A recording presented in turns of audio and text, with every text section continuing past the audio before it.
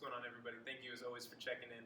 Today I wanted to help everyone with an exercise that seems like a dream to a lot of people, but it's very attainable with the right amount of work put in, and that's a push-up. Now, in the past, I've talked about how to properly do a push-up, right? Assuming you have the right amount of upper body and core strength, I've talked about how to perform the push-up in the right way so that your shoulders can stay safe. I highly recommend that video if you already feel like you can do a full push-up, but if you can't, or if you want to improve the push-up you're already doing, this is what I want to go over today.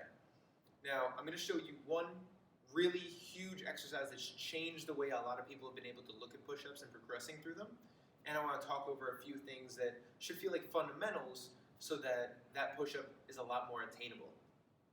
Now, the push-up has a bunch of moving parts to it, but the most important thing to understand is that it's a moving plank. So the first thing we need to look at is whether or not your pelvis is aligned as if you're in a plank. Now that means that you want to be able to turn your core on, tuck your pelvis as much as you can, almost to round your lower back from that push-up position. This position right here is going to help your body stay more stable and move as one. So that's the first key piece of being able to progress into a push-up. If your plank doesn't look good, if you're not strong enough to hold a plank, a set of push-ups is going to be a tough one to get done well. The next one is obviously the upper body strength. You see a lot of people bench pressing, whether it's barbells, whether it's dumbbells, and those things all play a role. But at the end of the day, you need to be able to move your upper body in a way that you're going to sustain your shoulder stability with your chest going towards the ground and your core being on.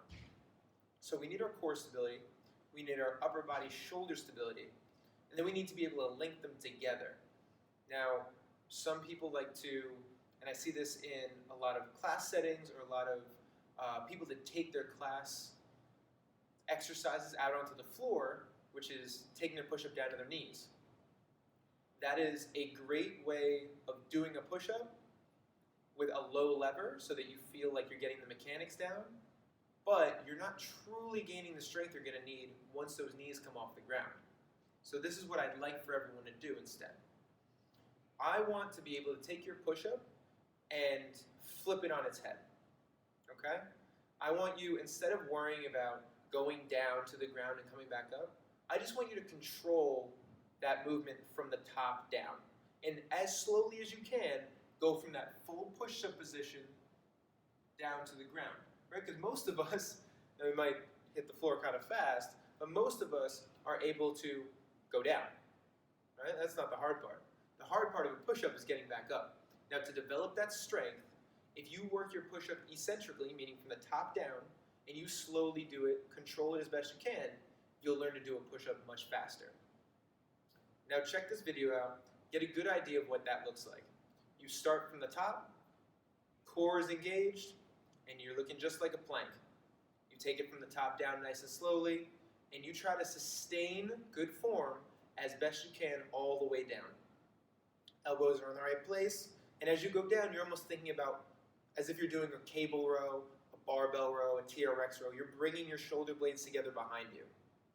Okay, now like any movement that you're trying to gain strength in, you want to approach this as a strength progression, which means you're not going to do this for sets of 20.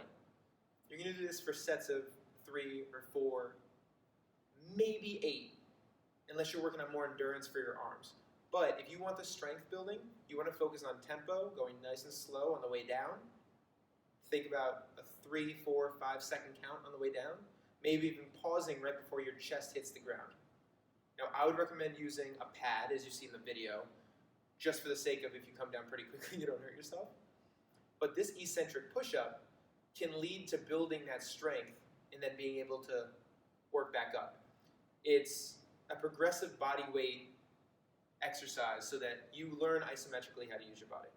And what all of that means is you're going to build the strength you want to push off the ground by learning to build it on the way down to the ground.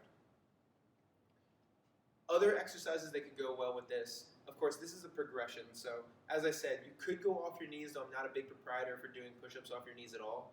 I would much rather see you elevate your hands, which we've done over in the past as well.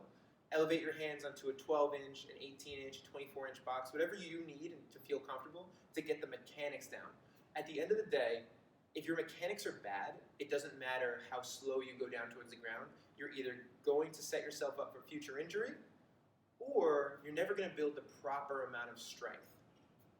So to recap, if you want to progress into the strength to do a real push-up, you need your core to stabilize, you need your shoulders to be in the right place so that your upper body gains that strength, and in my opinion, you need to work eccentrically on your push-ups, coming down to the ground slowly to build that strength.